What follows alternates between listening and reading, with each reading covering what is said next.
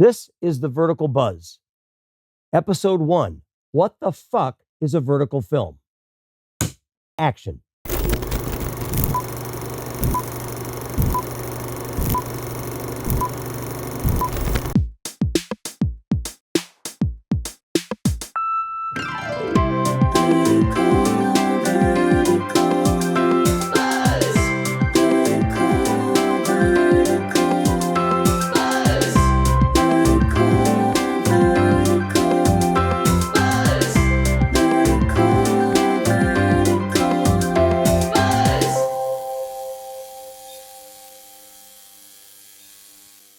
Okay, so here we are. I've got my first guest of my first ever episode of the Vertical Buzz. I'm very excited to have her here. I want to just tell you who she is before I even introduce her, but she's my friend. She is an experienced trilingual film and voiceover producer, a director. She's a voice actor who's passionate, about as passionate as I am, about connecting multicultural and projects to tell diverse stories in images and in videos. Don't you love that? Just tell diverse stories.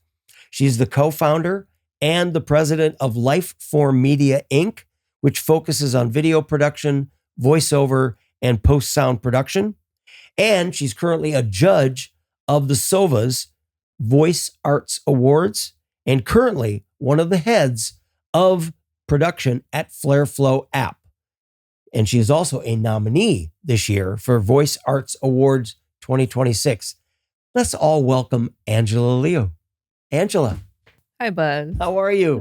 Thank you. Thank you so much. I'm great. Thank you for having me. Oh my gosh. I can't even think of a better way to kick off 2026 than to have you on this podcast. And episode 1 of the Vertical Buzz. I mean, this is it. Yeah. This is the inaugural episode. This is pound the champagne on the boat and let it go out into the ocean. That's the way we do it. So I'm honored. So congratulations. And congratulations on all your success at FlareFlow and your voiceover world and everything you've got going on. But tell us a little bit about you. Tell me about Angela. Angela is a filmmaker. Yep. Came to the States for filmmaking and stay in here for 15 years as a director, producer. And then got into voiceover 7 years ago and loved it since.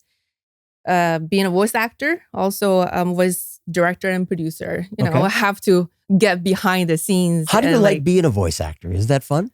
My God, it's so fun. I do a little bit of that. I only dabble in it a little bit. And I've done it over this last year doing animated comic books. And that's been really a lot of fun. So, but I've only just started dabbling in voiceover and I want to do more, but it's fun. It's super fun. And people are really, really kind, you know, because we're all nerds. We like to read, play video game, watch cartoon, watch animations. And it makes sense. And also, you know, there's actually a lot of merge between these two worlds, the on-camera world and behind the mic world. Right. I know there's one actor. We work on the show together. Who's that? Marvel Rex. Oh, yeah. Yeah, he's a voice actor as well. And my most recent show is called Bring Back My Heart. Our lead, Josh Murray, he's a voice actor as well. Okay. Yeah, it's all connected. All right. Well, there we go. Yeah. You know what we're going to dive into? We are going to, because this is called the Vertical Buzz and all about the vertical world. And I think a lot of people out here, and I think that's why they're hopefully tuning in, is to understand what this world of vertical filmmaking is all about, because it has come onto the scene, and in the last few years, even here in Los Angeles, it has just exploded. It has just been a phenomenon that is just now, even after these few years of exploding, just starting to get recognition by the Hollywood people. You know, the Hollywood actors, even SAG, even, you know, managers and producers. Hey, when I first started doing these, I had just gone FICOR during the strike. Oh, nice. I'd gone SAG FICOR and I auditioned for this film and I didn't even know what it was, but it was a vertical film. Mm-hmm. And so I've been doing these for about 3 years and have completed 30 verticals. I'm about to start my 31st. Oh my God. So I'm pretty excited about it. And it's just been a phenomenon that's just taken over. And let's, going back, can you identify really where this started? Where did vertical filmmaking start? It first started, actually has a little background. It started in China when online novels are a thing. People like to read them. They're kind of ridiculous, easy to digest. You mean like something like those novellas and stuff like that, or web novels? web novels? Yeah. Okay. Yeah. They're really fun. And some people just start making vertical, not even a show, just make a scene of it and post it on those web novel websites. Okay. People start watching them and people want them more. Right. And then gradually become a whole industry. Last year surpassed, actually in 2024, the Chinese vertical industry already surpassed the whole theatrical. It surpassed the theatrical industry in China? Yeah. Verticals. Yes. Oh my God. Well, that's pretty exciting in itself. Yeah, from what I understand from my reading and my research of the history is that the whole concept of vertical filmmaking really got kicked off during the smartphone era. When smartphones took off, we all have smartphones now. When that took off, it was almost by accident. People were shooting them because they would shoot it like vertical. Mm-hmm. And so that's where it started. And that was really back in like 2007, 2008, or maybe before? Or yeah, probably. I mean, right in there. Multiple factors made this vertical happen. Right. And then the way I read it was Snapchat got interesting and Snapchat got up there and started doing more and more vertical type films. But then it was really TikTok that kicked this thing into real high gear. Basically after about 2015, 16, whenever TikTok came into existence. Oh yeah. The TikTok era really kicked off this entire vertical world. Yeah. And then it's just evolved from there. And once we got past 2020 and the pandemic and a lot of content being done, then it's just gone explode after explode the last several years. It's just right time. Yeah. Before verticals, web series were a thing in China. And they're actually being shot like real TV, but only released online. But then because of all the regulations, people discover verticals, and that kind of surpassed the censorship a little bit. Okay. You can be more creative, make more crazy stories. Mm-hmm. And people start making verticals. And then TikTok started, train everybody watch content on their phone vertically. Right. And that just makes sense. Right. Well, 100% we're going to talk about Tubi, right? That was Tubi or? Quibi. Yeah. No. Okay. Tubi is a thing that's out right now, but right. You're going back to the Quibi days. Quibi was before. Quibi was such an explosion, but it was before its time. It was one of those things that came out and people went crazy. Investors invested millions of dollars in Quibi and it just failed. Mm-hmm. Why? Who knows? Other than the world wasn't quite ready. Yeah. For that format. Yeah, it's not ready. Also, they put tons of money in it. And vertical, but why it is so successful is because easy to digest. Mm-hmm. And we promote it online.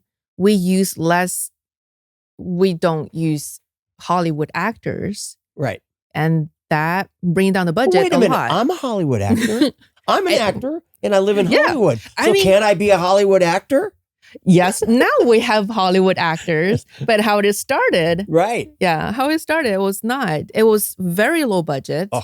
Still, compare. It's still pretty low budget. Yeah. Compared to big budget movies. Right. Correct. Right. But then the whole process is so fast and so cheap compared to big productions. Right. And then the audience don't expect too much. They're just watching the storyline and love scenes and beautiful women and men. I know. And I also understand that the explosion of this also, the pandemic had a little bit to do with this because people were not getting new content.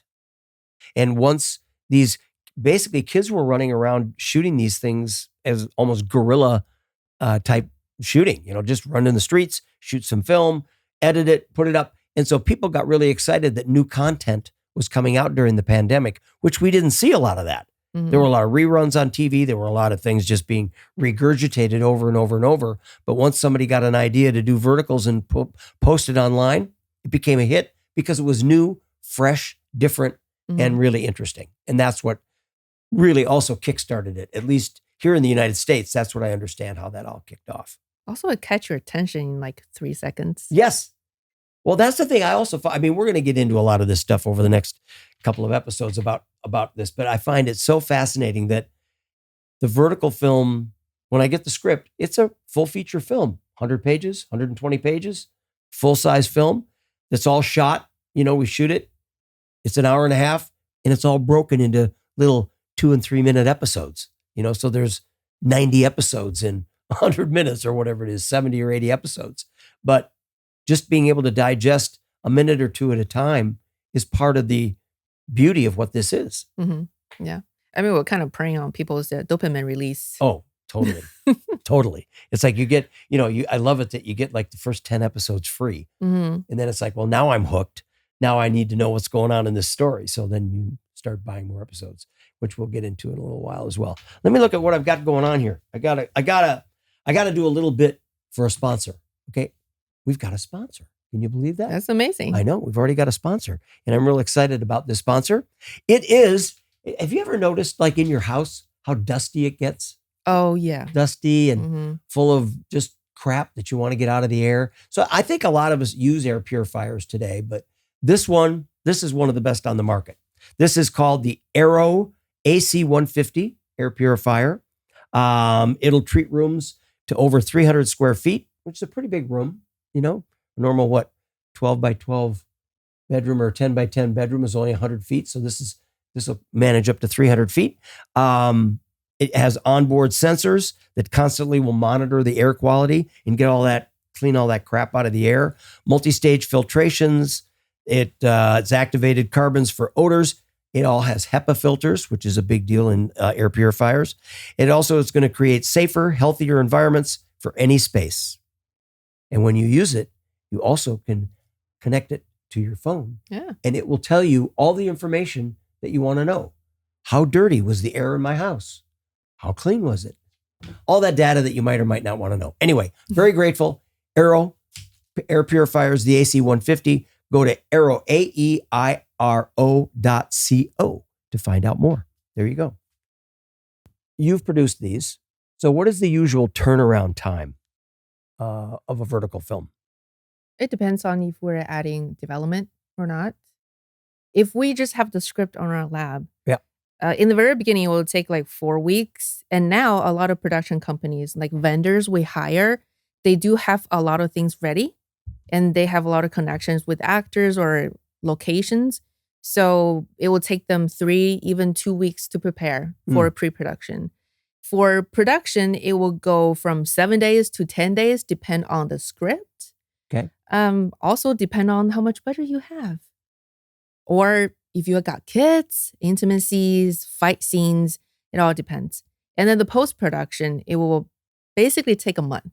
That is everything: editing, coloring, sound mixing. If some of the platform like to do those. I know some of the platforms, they do not do mixing, but for my project, I'll 100% have to do mixing. Mixing. Yeah.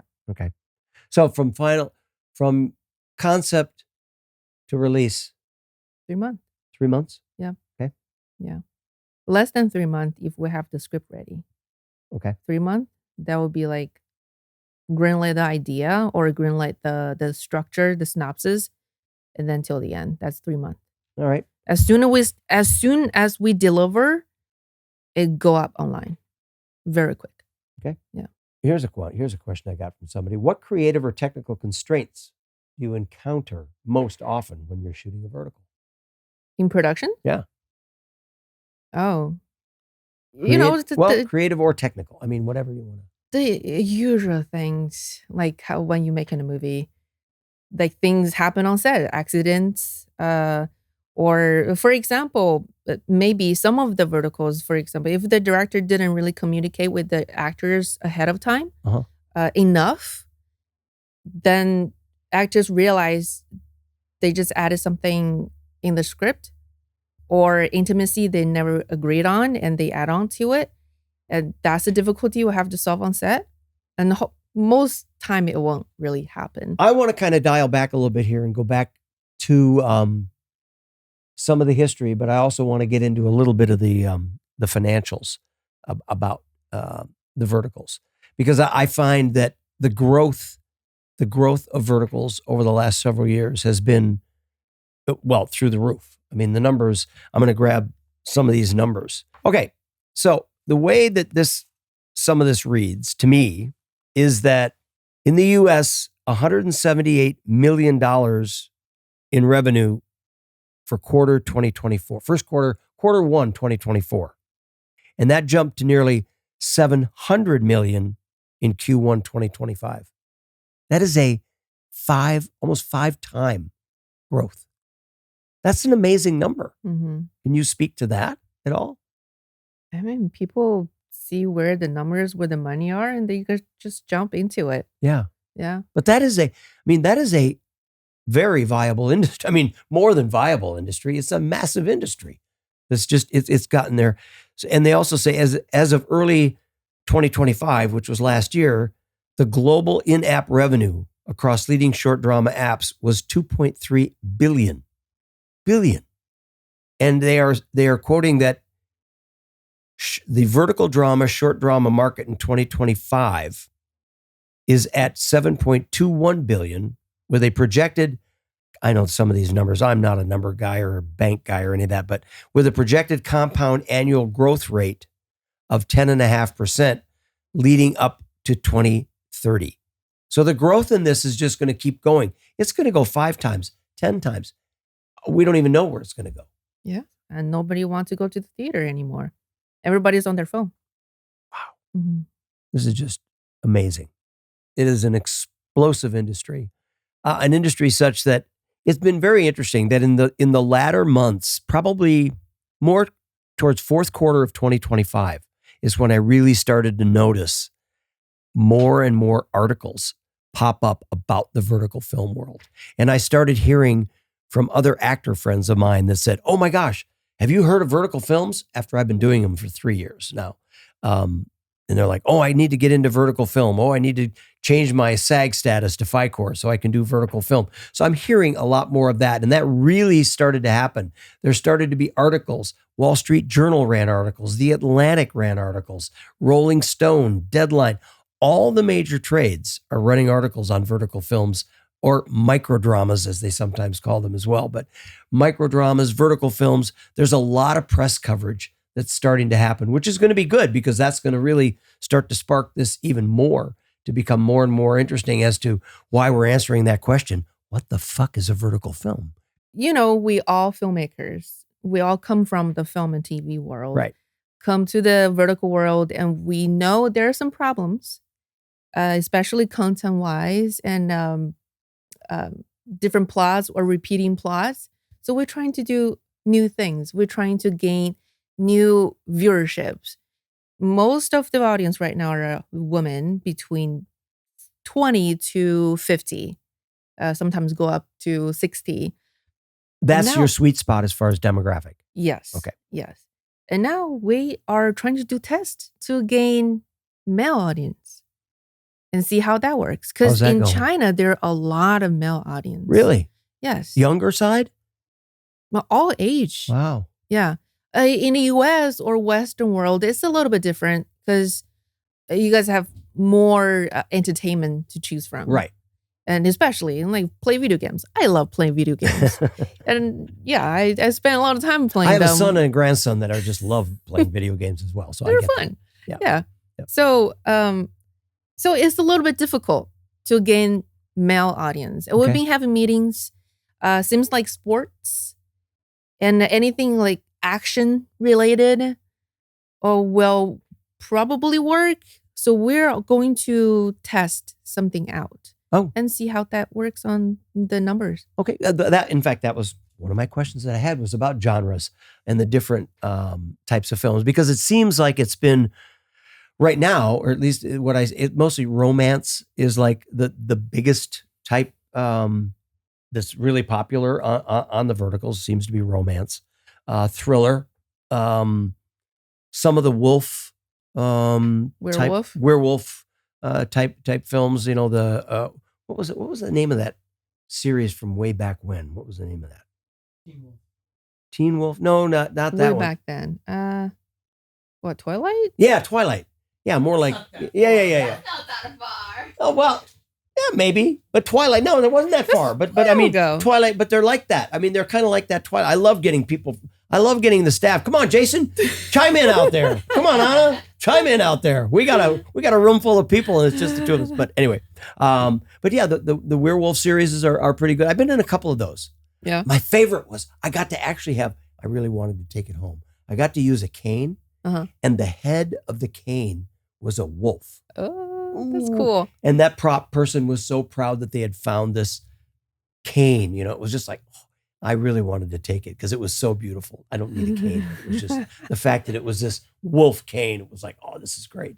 I didn't even get to hit anybody with it, you know. But Bummer. I know, but it was really great. And then in another one where it was a wolf one, I had a wolf brooch on my suit. It was a lot of fun. I thought you were gonna say tattoo. No, not I don't have any tattoos, but that would be good too, right? Absolutely. So what other genres then are you going to try out? I mean, are you experimenting with different things? I've always thought that reality might be a very interesting topic. Yeah.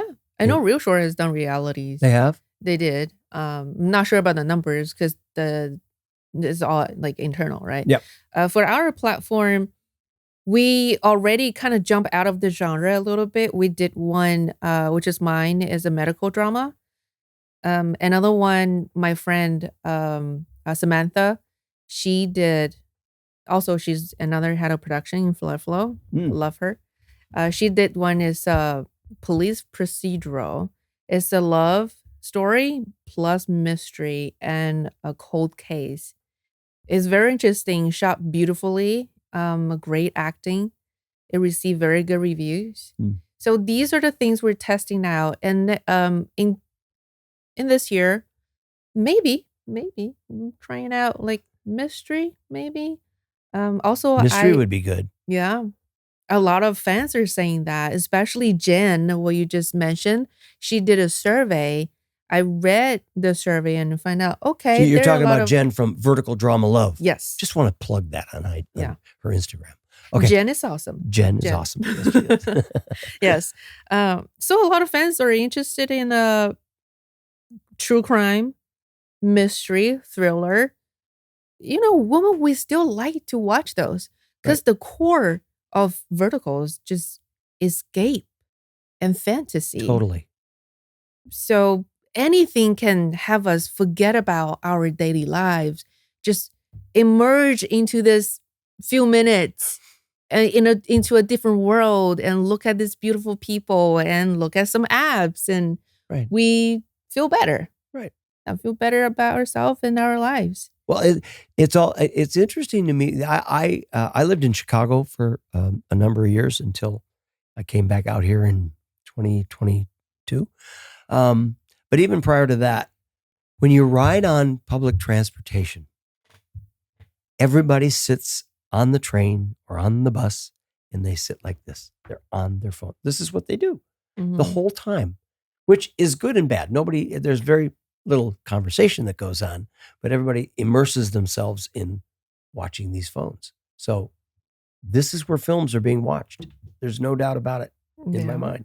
Yeah. It's all right there. We're so lazy. We don't even want to tilt our phone horizontally. And that's where it all came from, is that people got lazy. They don't want to, it's like, I don't want to, why would I want to do that? Right? That hurts my wrist. It's very interesting to be on camera when a director is giving you notes or directing you, because if you're on camera with 3 people, you can't stand shoulder to shoulder, 3 across. You have to stack yourself. It's like there's this stack thing where it's like, I got to be, that person in front of me, their shoulder is here. And then the other person on the other side, their shoulder is there so that we can be in this frame, which is like that. But that's all part of the challenge of what these vertical films are. For an actor, it's really been fun. It's fun to learn the format because it's basically relearning a lot of stuff about blocking and about how you want to be on camera when I'm trying to look for the camera. You know, it's like, well, I got to be conscious of where that camera is, but I also got to make sure that I'm in frame and not halfway out of frame. And so I'm standing like that, you know, so it's. Oh yeah. If you move a little bit. Oh, Oh, we missed you. Yeah. Come back. Yeah. Oh, I know. And the notes from the directors as you're standing there getting ready to go, it's like, I need you to step 2 inches to your right. It's not like take a step. It's like 2 inches. So you're barely like going, I'm just going to move my foot just like that much. And then I'm going to be in front. And they go, that's it. That's it. Stay right there. Stay right there. Don't move. I got to put in another quick plug for my Aero.co guys here. Aero's AC150, that powerful air purifier that everybody's going to have to get. We're going to be showing you guys what it is. You also get the app called the Aero R100 smartphone app so that you can manage the entire air purifier on your phone. It's that simple. Just go there, go to aero.co, AEIRO.co. And now back to this. What other things that we haven't talked about vertical films to tell the world what the fuck is a vertical film? What would you like to tell them? If you were to say, what are they? If you were to say, what is a vertical film and just answer that, could you answer that in a sentence? It's basically a feature film cut into 1 to 2 minutes per episode. And each episode ends on a hook, so you cannot stop watching. And you watch it on your phone vertically. And there it is right there. Yeah. All right, we can all go home now. We don't have to do any more of these. Now we're done. We're done. Cut, go home. No. When I got cast into my very first vertical film, I did not know. Basically, I didn't know what the fuck a vertical film was. So I got cast in this film. I think I remember seeing that it was vertical, but I thought, I don't, whatever. I got cast and I showed up. And the reason it was weird is because there were no cameras. There were no lights. There were no cameras. There were 3 iPhones on those harnesses, whatever they hold the phones on. And they got 3 guys walking around with these phones. That was how we shot the film. Wow. How did it turn out? Fine. Oh, it looked good. From for which platform? I honestly, I don't even remember. Oh, man. I don't remember. I just remember that everybody was about 13 years old, and and we were shooting it in this. The kid that was doing it, we were shooting it in his dad's real estate office because they didn't have to pay for a location, and it was on a weekend like on a Sunday when they weren't in the office. So we shot this thing, and then we went outside and did a bunch of guerrilla stuff on the street around West Hollywood. And that was it. We did that for 2 days. Shot for 2 days. That was all. Oh. So it was like a short, but it was all vertical. Okay. And they were all very excited. And they all talked Mandarin. So I didn't understand one thing anybody was saying other than the other actors that were on the set. And we were all like, well, this is kind of fun. We were all new to it. It was all like a very new pioneer effort. And so it was really one of those like, okay, well, I'm getting paid to be on camera, but I'm not quite sure what all this is. So that was my experience. It was like I really didn't know what it was until after that. And then I started to read more about it when I was looking on Actors Access or Casting Network or wherever the auditions were popping up, and started to read, vertical film, vertical film, vertical film. So then it was like, it was finally hitting me in the head that it was like, this is what this is. So it was fun. Mm-hmm. It was fun. I mean, in the beginning, a lot of actors, they're kind of reserved towards the verticals because of the content. Right. They're very campy. They're very campy. You cannot call them cinema at all. Nope. But gradually, we start seeing very beautiful shot verticals, and also a lot of new stories. So that's why it attracts attention from all the traditional media and traditional Hollywood studios, and they are doing verticals as well. Oh, yeah. But I'm not sure if they understand vertical basically is still an internet product, and it's a lot of data driven. Yeah. It's a lot of pushing ads to Meta, to TikTok, and it's a whole industry behind it. A lot of this vertical company, they started from tech companies. So I'm very curious to see these Hollywood traditional media coming to the space and how they are going to change it. Are they going to stay, or maybe stay a few months, few years and be gone? We don't know, but I'm very, very curious. Yeah.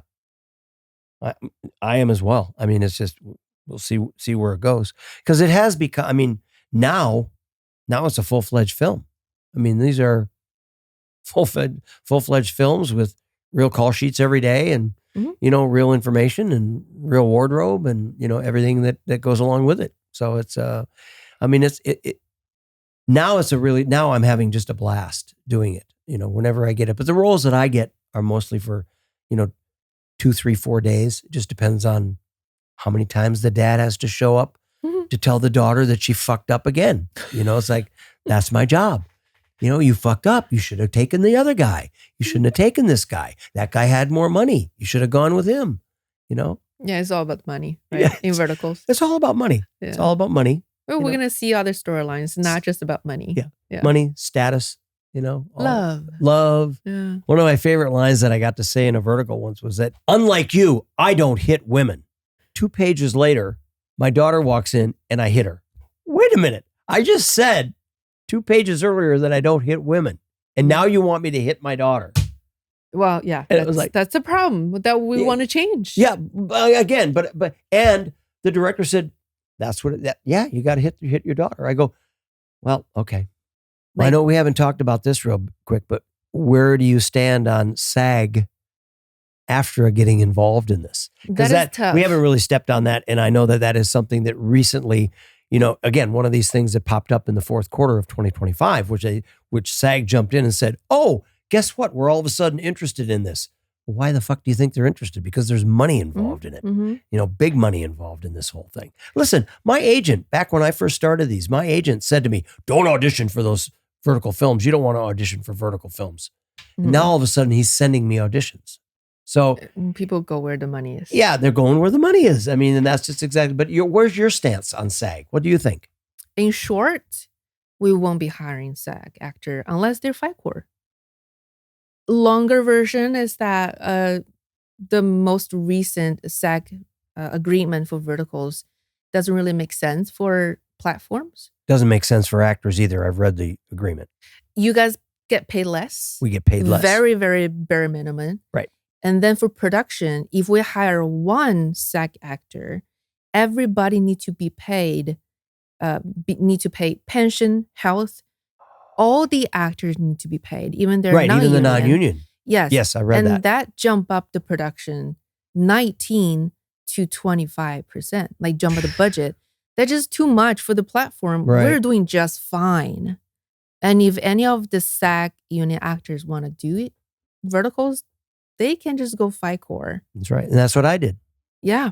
That's and very, very smart. Yep. And we do see a lot of actors, they're from Lifetime or a Hallmark. They're now doing verticals because people need to eat and they're actually having fun on set. Oh, these sets are a lot of fun. There's no doubt.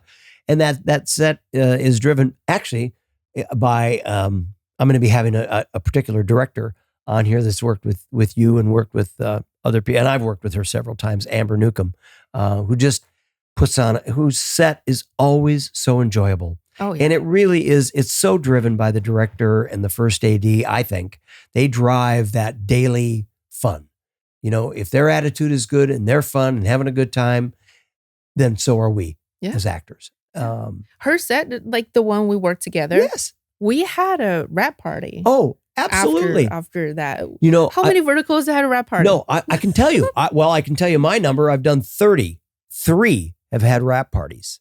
3 out of 30 have had rap parties. That's it. Yep. Yeah.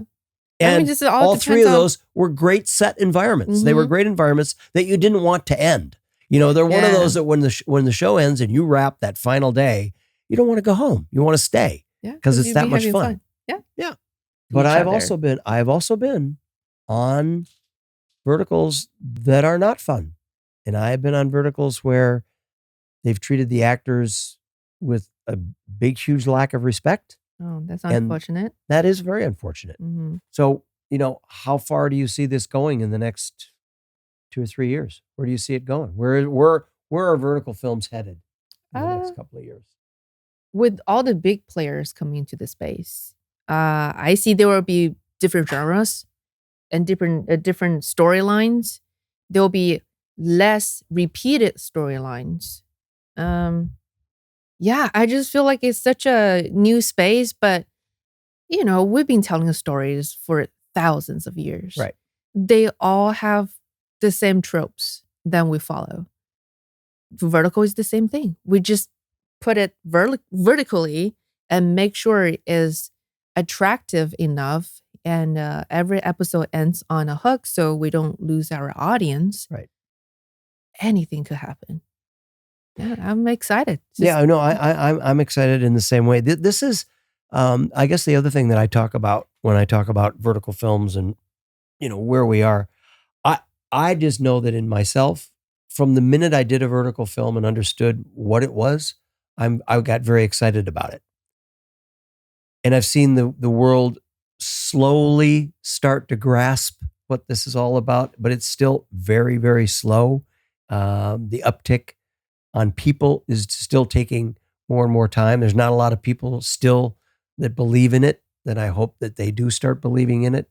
But it's one of those, listen, I worked in retail for a long, long time. That was my career before I got back into acting 10 years ago. I was in retail doing sales and marketing. And I watched the explosion of the department store, and I saw that, the explosion of independent retailers and the whole, basically big box retailers. And then along came Amazon, which took over retail. But it was one of those that in the very beginning of Amazon showing up at the doorstep of people like myself who were selling to the Macy's of the world or the Bloomingdale's of the world or the department stores, the manufacturers pushed back really hard, saying, oh no, this Amazon online shopping, it's never going to make it. It's never going to make it. It's not going to be around. Nobody wants to just buy shit online. They want to go into the store and they want to buy it. Well, obviously Amazon won that battle. They've won that battle. I mean, it goes back to the horse and buggy and the car. It goes back to hand washing your laundry or putting it in a washing machine. When things are new, different, and are changing the world, it takes so much longer for people to get on board. Yeah. But I believe that the vertical films are not, this is not Quibi all over again. There's no way that this is just going to fail. I don't see it failing. It's too big already.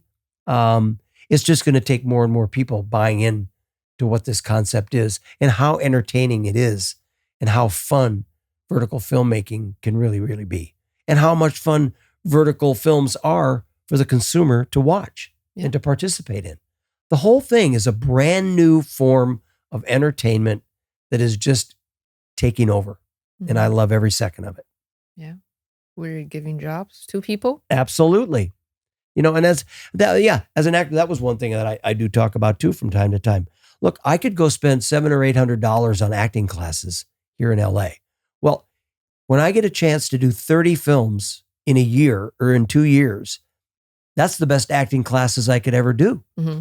Go on set, learn my lines, go through the whole process of learning my, creating my character and bringing that to action and bringing that to the set every single day, taking those notes from the director and being able to understand, I better stand in a little bit tighter. This screen is a little bit different than that great big horizontal screen. Just learning the whole process of vertical films has been so much fun. And for any actor that gets this opportunity, don't pass it up. Mm-hmm. Guys, don't pass it up. This is the next generation of film is going to be done vertically. It's all going to come on your phone. So just get used to it. Embrace it. And think about all those films creating jobs, opportunities, putting food on table. I have friends who left the city and going to the different city, not doing the job anymore and doing DoorDash. But Verticals is hiring back these people. Yeah. And one actress, when she coming for the audition, she will still need to go back to wait tables. And after that Vertical, she got booked over and over and over. And she even went to China to travel and film some Verticals, have some fun, and come back and continue working as a working actor. Well, and you know what? It's not even just the actors. Think how many PAs you hire, production assistants, for those of you that want. Think how many PAs you hire, directors, sound, wardrobe, props. I mean, all the technical stuff that you have on the gaffers, the sound, the lighting. There's so many jobs. Mm-hmm. These Verticals, there's just as many people on these sets as there are on any kind of major film I've ever done. There's 30, 40 people that are out there on the set. What are you guys saying out there? Oh, they're giving me one of these. Cut. I can't believe we're out of time, but we are. This has been the inaugural episode of the Vertical Buzz, and I cannot even thank my guest enough, Angela Liu, for absolutely being incredible today. Make sure that you're following Angela on all her socials at Angela Liu Chen. That's Liuchen at Angela Chen. Make sure you follow her. She is a huge force in this vertical world, and she will continue to be. I also want to give a big shout out to our sponsor, Aero.co, AEIRO.co. That's the AC-150 air purifier. Make sure you check them out as well. Now, Glendale Podcast Studio, where we are today. This is an amazing space. Jason and Erica do everything around here. Sweep the floors, bring us water, shoot the episodes, edit it, make us sound good, make us feel good, make us look good to you. I just want you to check them out. Glendale Podcast Studio at Glendale Podcast Studio. Check them out as well. And Anna, our social media director, she does an incredible job of keeping everybody up to date, informed. Make sure you're following us at The Vertical Buzz. You can check us out on all social media platforms. And also, I don't want you to forget to follow us. Make sure that you are sharing, that you are subscribing, and you are following The Vertical Buzz at The Vertical Buzz. Also share it wherever you can. And you can find this podcast wherever you get your podcasts. So make sure that you check that out. Also, one last thing to remember every single day is that the future of film, it's in the palm of your hands. That's exactly right. That's where it is.